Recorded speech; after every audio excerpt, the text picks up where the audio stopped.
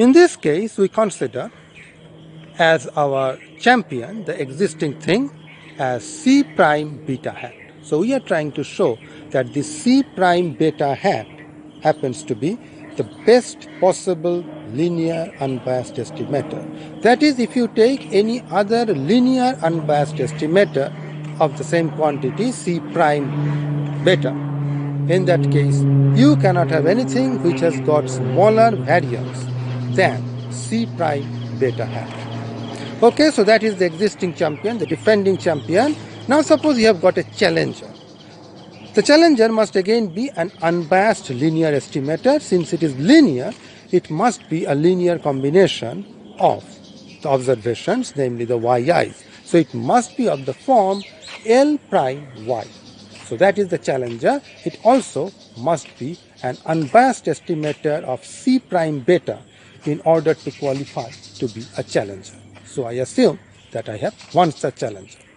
Now I will use precisely the same idea as I used for showing that the orthogonal distance is the minimum distance. What I will do is that I will split this challenger L prime y into two parts. The part which is our defending champion plus whatever is left out. So L prime y is C prime beta hat plus L prime y minus C prime beta hat, which is just trivial. C prime beta hat cancels off. Now my plan is to show that the variance of this, so I am using variance in place of squared length in the geometric example. So my aim is to show that the variance of this is same as variance of that plus variance of this. Which means I am assuming that the covariance, I am claiming, not assuming, that the covariance of this and this must vanish. If I can have that, then immediately the result will follow. Simply because I know that variance must be non-negative. I really do not need to compute the variance of this quantity or the variance of this quantity or the variance of this quantity. I know since the variance of this is non-negative, variance of this quantity must be greater than or equal to variance of this quantity. The only thing that I need to show is that they are actually uncorrelated, that their covariances are 0. That's a very simple exercise. You just compute the covariance and you will see, boom, it becomes 0. Two-line argument.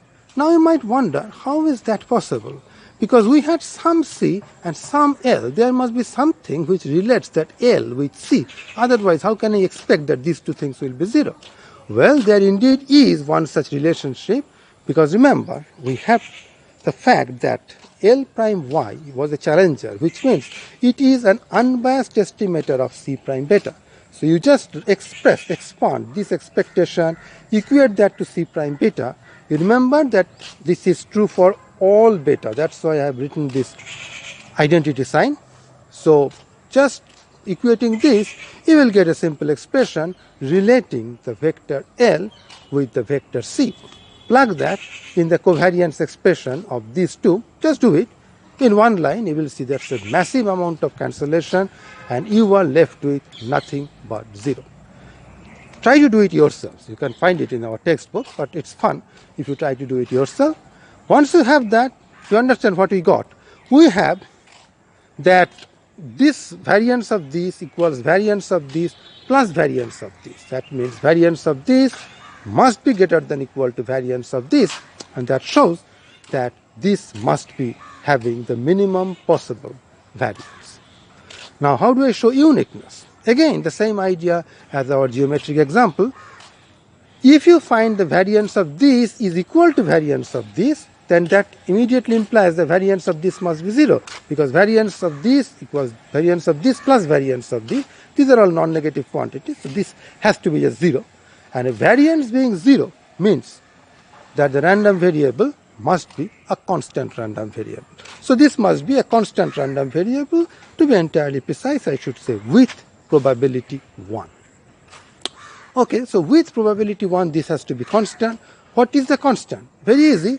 I have already told you this is unbiased. We have checked that that is unbiased. So both of them have the same expectation. So expectation of this difference must be 0. So it's a constant quantity whose expectation happens to be 0, so the constant quantity must be equal to 0. So this quantity, the Challenger minus champion thing, must be equal to 0. That is, Challenger must be same as champion. And that shows the uniqueness part of the theorem.